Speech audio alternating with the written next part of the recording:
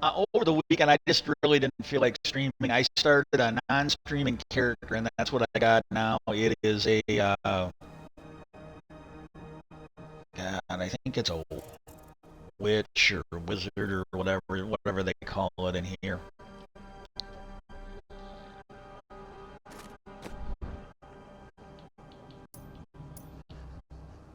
Yeah, level 9 wizard. I'm gonna go back to the level 4 demon hunter that I will be streaming with for this season. Well, at least streaming with until she dies.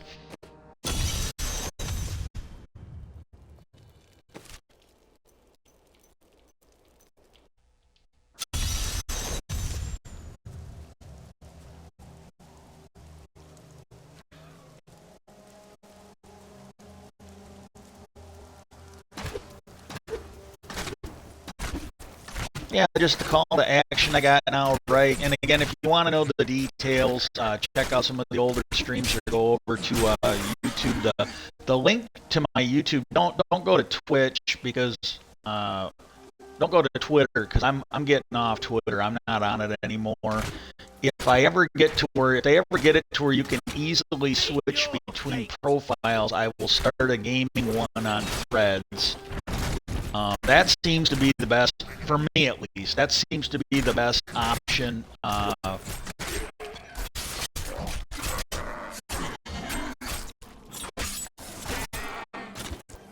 seems to be the best option off of Twitter. Ooh, no, no, no, no, no, no, no.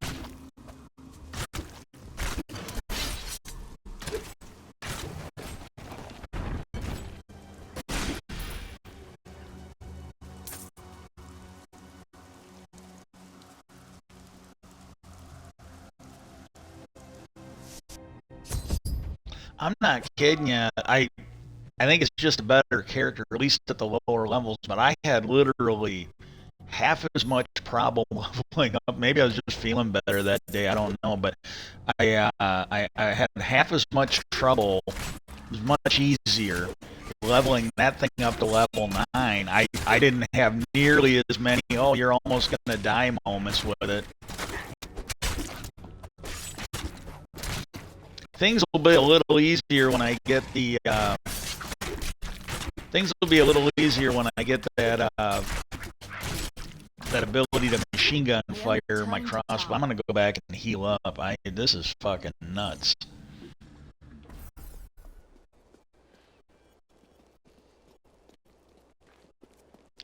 One of the updates, and I think they've had an update since then, but one of the updates they did last season, things seem to get a lot harder than what they're, and I don't know if they continued it or if they made it worse, but I don't remember having again. And maybe it just might be me, it might be what's going on. But I just don't remember having this much trouble.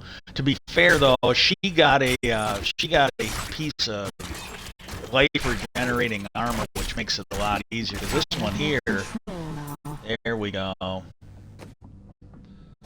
Okay, skills.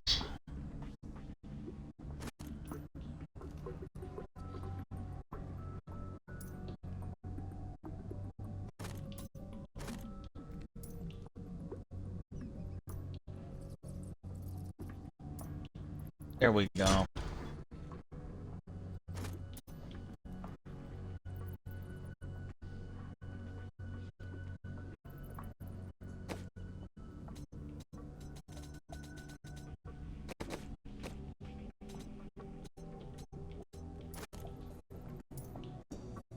I would have chosen the same.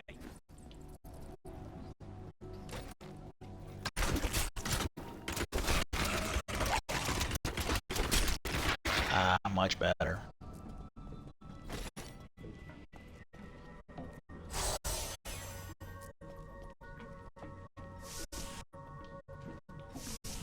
But yeah, right, everybody you vote for, ask them to legalize assisted suicide.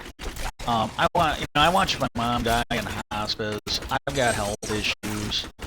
Now, whether my health gets bad or whether I end up homeless or My hatred is too low. even if I'm not homeless, if I start having trouble, just basically affording the simple things in life like food and electricity, having the internet on. I mean, if all I'm gonna do is eat and sleep, I figure what's the fucking point? I mean, I'm being honest. I'm not bitter.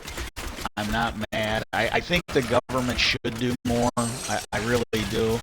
But it's this way for everybody. I'm not asking for special treatment. But I must wait longer. I might end this stream. I don't want to lose. I don't want to lose my character here.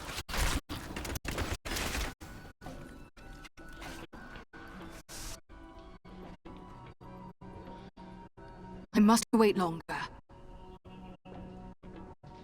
Let my shit recharge and get my health better. One of the cats says, "You good boy, Trouble. Patches, you leave him alone." She does not like him using the litter boxes. I think the only reason she tolerates him is because most days she eats half his food. Any of the days where he doesn't come, like he's out on the porch or he wants to be out there. If he goes out, because he likes it, because during the summer and the spring and the fall it's a little warmer out there than it usually is in here, and he likes to go out there. But if he doesn't come to the table, and there's days where he just doesn't. He eats more dry food. He doesn't mind the wet. He seems to like it, but he eats the dry food a lot better than she does. So when he gets hungry, he eats it. Yeah, I love you too, buddy. I don't know what it wants. I have an easier time figuring out what the female cat wants. I usually don't have a clue what he probably, maybe he wants out on the porch. He's gotten where he starts talking to me, and if it ever gets where I understand what he's trying to tell me, it'll be better for both of us. My hatred is too low. Yep, your hatred is too low. Wash your ass once in a while, too. Yeah. Oh my God! I don't mean this in a bad way, but I was watching Morning Joe today, and they had an author on, and she wrote a book where this is a young thing. I've seen this in martial arts where we had these, and it isn't like a traditional martial arts, traditional martial arts, but a lot of your the term McDojo I think applies here, and point fighters.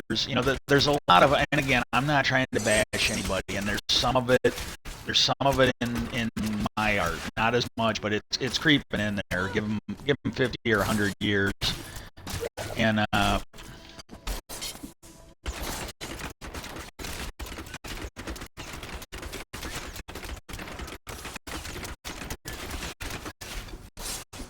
need more hatred to do that. But most of these arts, even like, maybe not all of them, but most of your jiu-jitsu schools, it's the same way.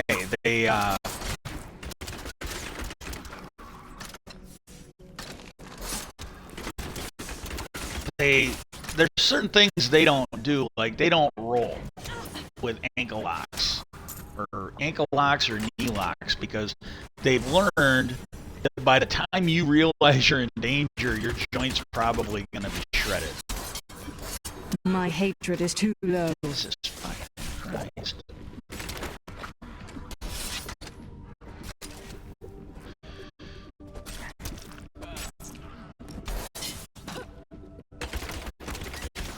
and so they've toned it down. And like a lot of the instructors I had, and I'm just gonna, and like, if you know, you know, we don't need to talk about it. I'm not trying to single anybody out, but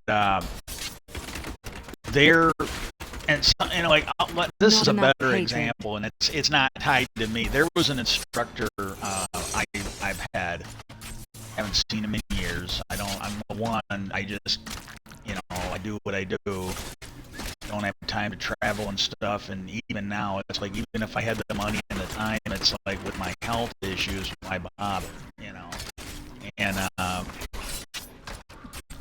but there was a guy, because there's a group, and again, this is not my group, but I've at least heard of these, and I think I've met a couple of them here and there. But there's this group, and again, not mentioning names because I don't give a shit. I don't want to draw any attention to it. Two, I don't want to piss anybody off by telling the truth about them. But there's this group. It's a younger group. They have this. Well, it started when this guy was younger, the head of it, and but they decided that they were going to train a lot more real. And on some levels, what they're doing makes some sense. The injury thing doesn't.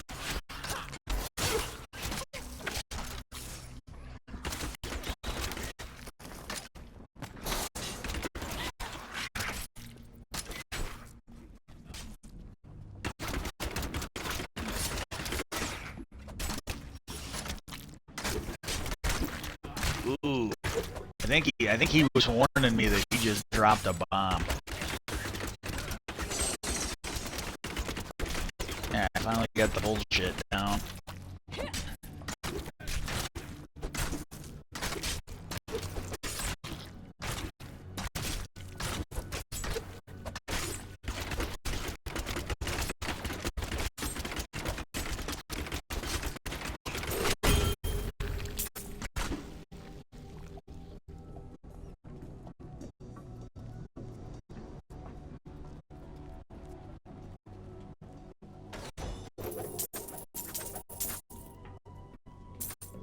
Okay, this might be done. I need to go back. But they sparred, but they didn't wear any protective equipment, or they would negotiate it. Like when you went there, they would negotiate it, and so, and we're not talking about point fighting. We're not talking about bare knuckle boxing, because maybe not everybody, but most people that have taken a boxing class or a martial art class has probably had at least one moment where they traded knuckles with somebody, or they kicked them and got kicked back, or got tackled, and shit like that. We're talking about training with weapons. Now, granted, they're not training, these guys, as far as I know, are not training with live blades or anything like that. And, but I think some of them train with the hardwood sticks, like the ones that were used more in battle. There was, I heard about this. There was an old Filipino master who said that some of the escrimadores, they didn't like taking a blade into battle. Bear with me on here. I'm being honest with you. They didn't like taking a blade into battle because when you cut into the knee could pinch the blade and it would get stuck. They preferred to take a flat hardwood stick. It's hardwood that's been shaped to where it's not round anymore. It's definitely a blade. I don't know why they just didn't use a stick, but they would shape it, and you can buy them out there.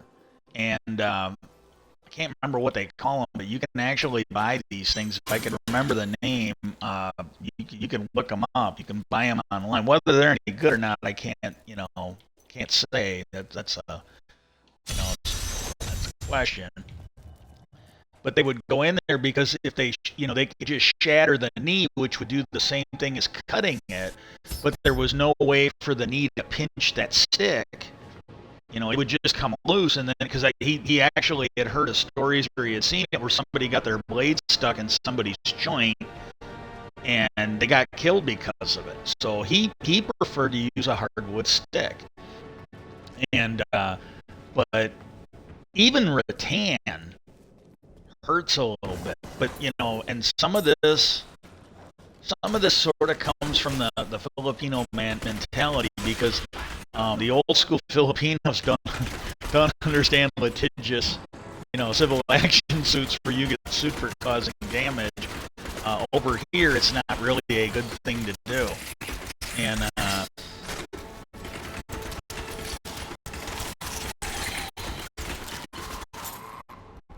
but with some people, that's the only way they're gonna understand. Because more than once I've had the discussion where somebody Not who enough doesn't hatred. train weapons just thought it was real fucking cute to fuck around and play with them, and it's like, you usually eventually have to tell them, like, this is not gonna go well for you if you keep up with this fucking nonsense. It just isn't. Um, like, and this was a guy who didn't train him. But there was a guy, and again, he was a fighter, he was an MMA, and he was a pretty decent guy. But he was talking about nunchucks, and he didn't train him, so he was honestly asking, and he made some comment about nunchucks, and I'm like, well, I go, the next time you're at the gym, I go, I believe they have at least a couple pair. I go, get one that isn't padded, get one that's hardwood or metal, and what you need to do is just go and hit it. I must wait longer. Jesus, fuck this. I can't move. I'm getting out of here. I'm gonna end the stream. Fuck it.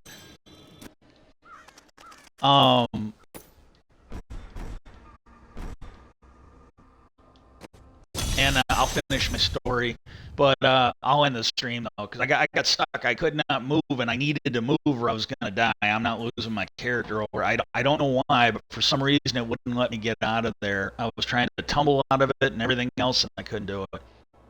And I told him I could just take it. I go up. I go, don't twirl it. Don't swing it around trying to be impressive. And and this is backed up. I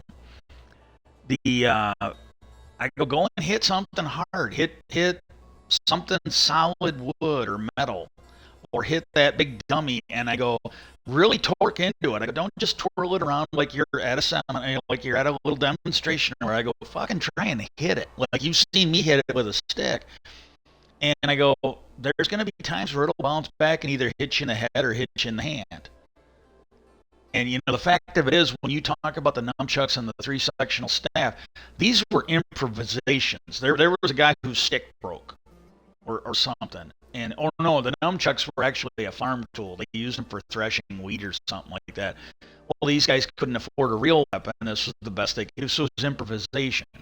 Kind of like if you're out and somebody starts fucking around and you have to use like a fork or a plate or tip a table. This is, you're not going to carry a table around with you so that if somebody starts acting like an asshole, you can dump it on them. You're not going to carry a chair around with you everywhere you go just so you can, that's what happened. Somebody who couldn't afford a real weapon used a nunchuck. And somehow that inspired, a couple centuries of people who probably could afford a weapon or didn't need a weapon to fucking twirl this thing like they were, just fucking some badass. And the same thing with the three-sectional staff. That was like actually a staff that got broke. Well, then they started using it. Again, improvisation. They were in the middle of a fight. They didn't have time to go look for. They had to use what they had. That doesn't mean that you basically create a inferior weapon. Again, if you got the skill set to use it, hey, knock yourself out. But the one story, Bruce Lee was training with his group, and I guess what he did was, I don't know if this is real or not, I heard the story, but he basically asked him, like, well, what's the most useless thing that you think somebody could do in a fight? And they go, well, a cartwheel. And so then he would spar with the guy until he could do a cartwheel and knocked a guy on his ass after the cartwheel. And that's what he did. He let each of them pick out one thing that they thought was absolutely useless to use in a fight, and then he would basically show them how fucking useful it was for him. You know, they couldn't have done it, but he could.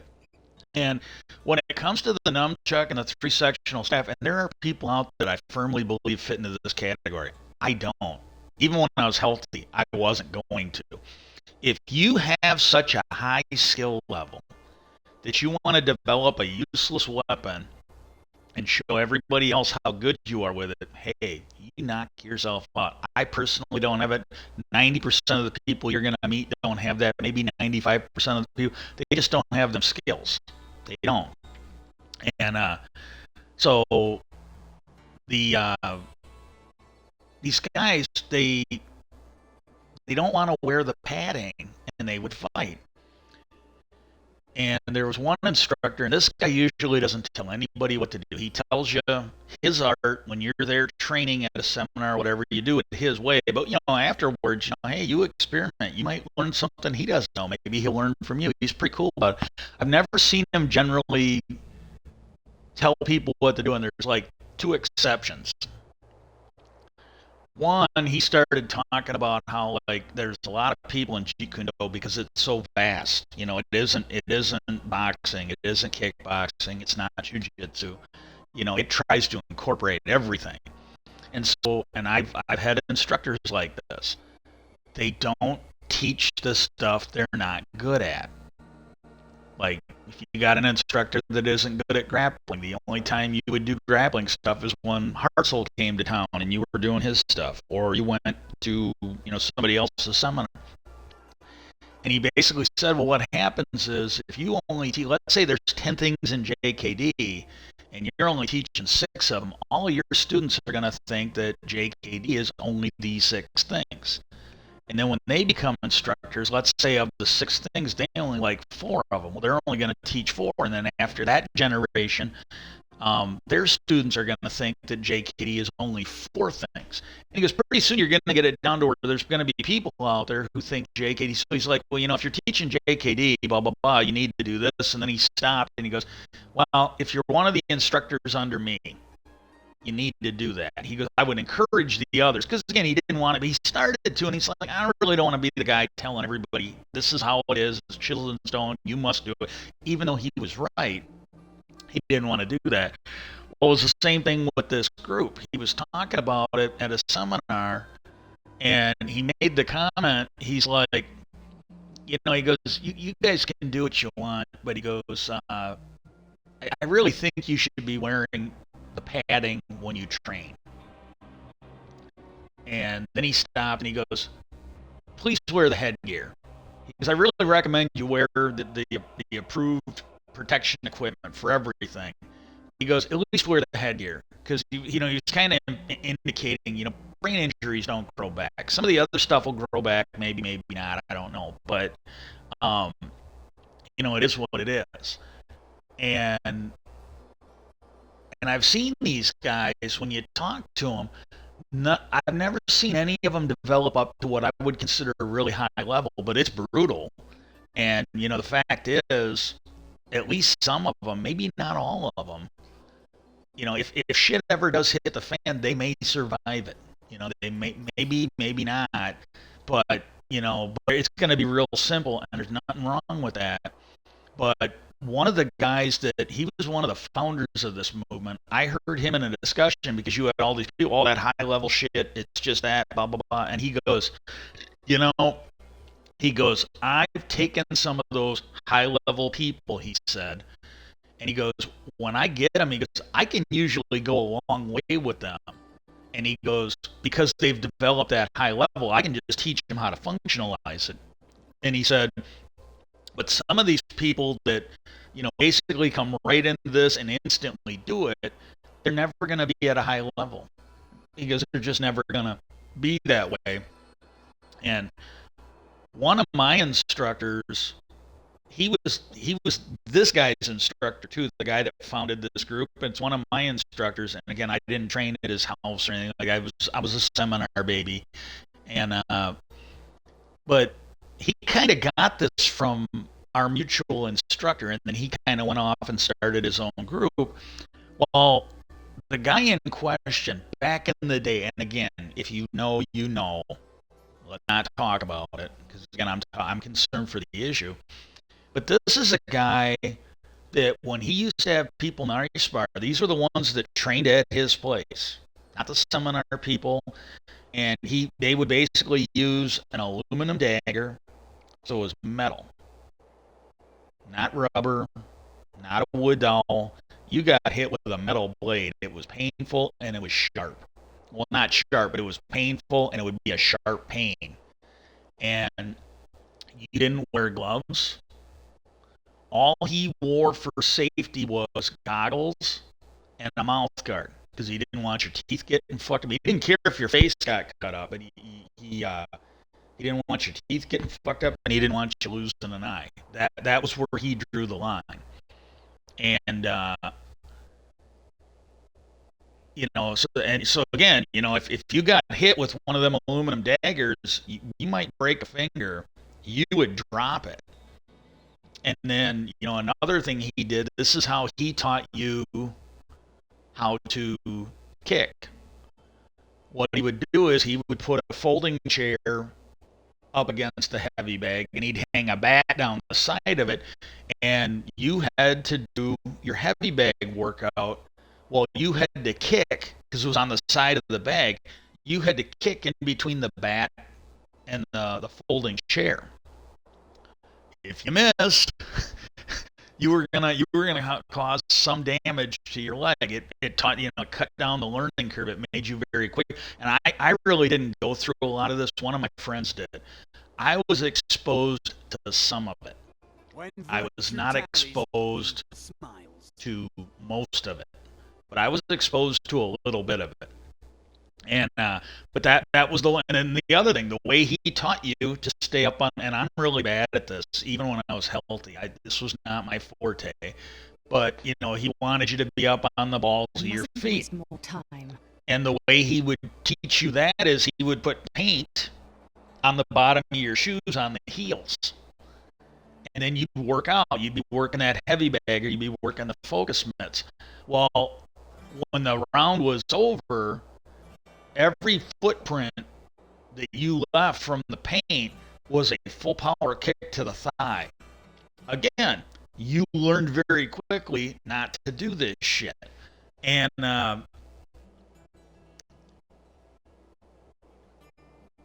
and it was just really weird. And I went out, this is when I went to go get my instructorship. I went out to his house. That's where he did this. And we were talking about stuff because it was a whole different atmosphere. And I made a comment, and I made a comment about the way he used to train compared to now, because now it's just like 180. Well, he's got health issues. His health is shit because of the way he used to train, how hardcore he trained. And he goes, yeah, I used to do that. He goes, I got to be honest with you. He goes, I don't, if people really want to train like that, he goes, that's fine. But he goes, you don't need to do it.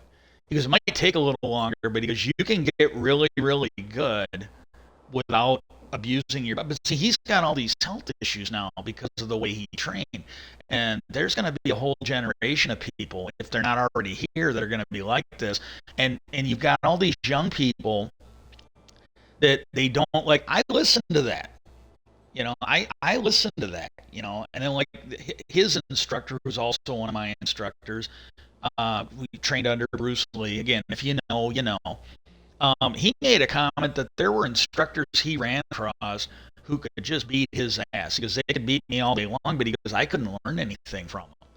And then he goes, and then there were people that maybe weren't that good of fighters, but he goes, I could learn so much more from them and then walk away because they weren't trying to beat me up. They didn't, maybe they didn't have the ability, but they knew how to train people. They knew what would make you better.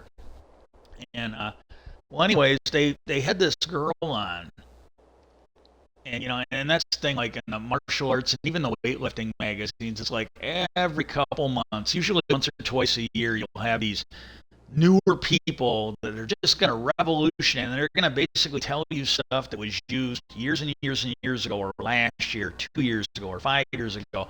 It's been pretty much debunked because it's not a good way to train. Oh yeah, I just discovered this new way. We're gonna, like martial arts. This to me is the ones that train you how to get kicked in the balls and tuck your testicles up inside your stomach or whatever. It's like, my God, this is just a fucking horrible idea. I'm I'm literally like, oh my God, there's people that actually do this. But yeah, it's a big movement.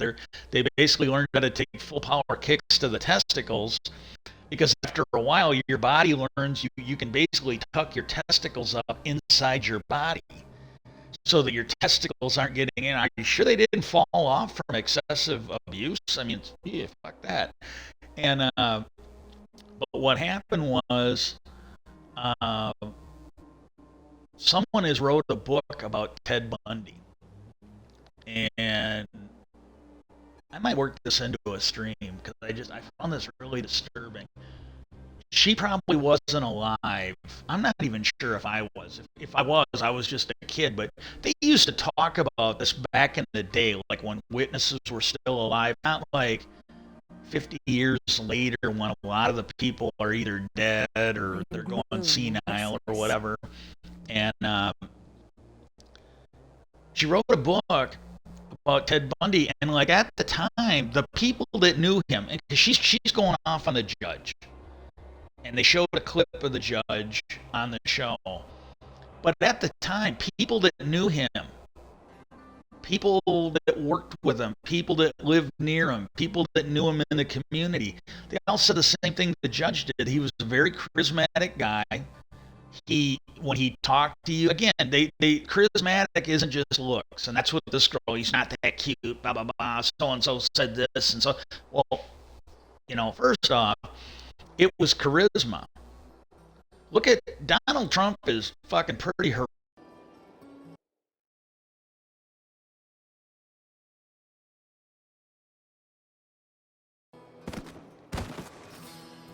Don't you miss me? Just a little? Bear with me. I'll try and wrap this up. But Donald Trump is pretty horrific to look at, but he's got half the country ensnared in his bullshit. That's charisma. Now, it might be the charisma of a Hitler. It might be the charisma of a John Jones or Jim Jones or a Charlie Manson, but it's there. And that's what they said about him. So again, I'm not sure she understands what the word means, but, she clearly doesn't, or she's ignoring it. And then the other thing she talked about was these women that were victims of him, how they talked about how, oh, he wasn't all that. Well, yeah, I personally have experienced this, and I think most of you have, that there's somebody you dated that you thought was just hot as shit or really nice, and then they fuck you over. And then you were a bitter fucking person because of what you went through. Well, yeah, these people probably found him charismatic. And they're, oh, well, he asked for help. Yeah, he probably figured they were gullible enough to help him. That's not their fault. That doesn't make them bad people. It does make them gullible. But she's writing this book trying to empower the women, and the sad thing about it is, now, if one of those women had basically told the police enough to get him caught, great. If one of them had charged forward, this guy basically, they didn't know who he was. They basically got him because, if I remember, and I might be wrong here, but my memory is saying that they basically pulled him over for a traffic stop, like either he went through a stop sign or a busted taillight or something like that. And he assumed that they were there to arrest him for all the people he had killed. And he just confessed. And it's like, my God. And the host of the show on Morning Joe, it's Mika Brzezinski or Mika Scarborough, and I don't know if she took his name. She's on a mission, and it's a good one. It's absolutely a good one. She wants to empower women. And, hey, God bless her. I think it's a great thing. But this was just a horrible fucking example to fucking use. Because, to me, it's not the same thing.